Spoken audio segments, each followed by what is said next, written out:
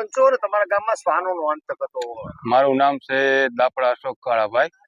શ્વાનનો આતંક 30 દિવસ થયા છે અંદાજે. જે બે ના ઘટના સ્થળે મોત થઈ ગયા છે અને બે ને ઈજા પહોંચી હતી. આખી ઘટના શું બની? ઘટના પેલા તો શ્વાન માનવ પક્ષી બની ગયા છે. પેલા જે અત્યારે જે આપણે હાલ જેની વાડી ઉભા છે વજુભાઈ કાળાભાઈ હિરપરાની વાડીએ, પેલો કિસ્સો તો અહીંયા જ બન્યો હતો. પેલા એ છોકરીને થોડીક જાન ઈજા પહોંચાડી હતી. ત્યાર પછી એની આના સ્થળે બીજી વાર હુમલો કર્યો, તે ઘટના સ્થળે મોત થઈ ગયું. ત્રીજો હુમલો થયો તો આપણે દિનેશભાઈ ગોરધનભાઈ હિરપરાની વાડીએ, એ છોકરાને પણ થોડીક ઈજા થઈ હતી. પછી ચોથો બનાવ જે અત્યારે તોરીની સીમમાં થયો છે, તે છોકરાને બહુ ગંભીર ઈજા કરીને જે ઘટના સ્થળે એનું મોત થઈ ગયું છે. પછી અમે તંત્રને થોડીક જાણ કરી ફોરેસ્ટમાં, પણ એ લોકો એવો જવાબ મને આપ્યો કે આ કૂતરા છે એ અમારામાં ન આવે.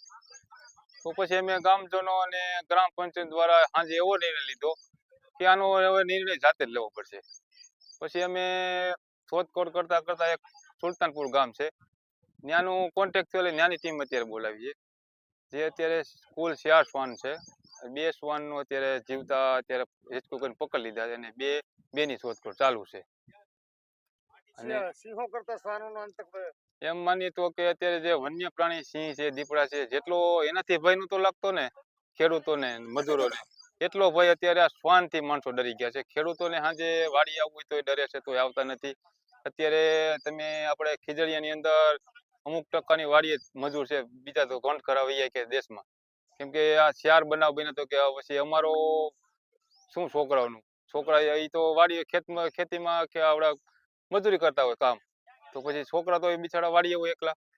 તો આ છોકરી જે કાલ સાંજે તે બનાવ બન્યો તો એ છોકરી વાડીએ જ હતી, એને સૂતી હતી ત્યાંથી જ ઉપાડી લીધી છોકરાને.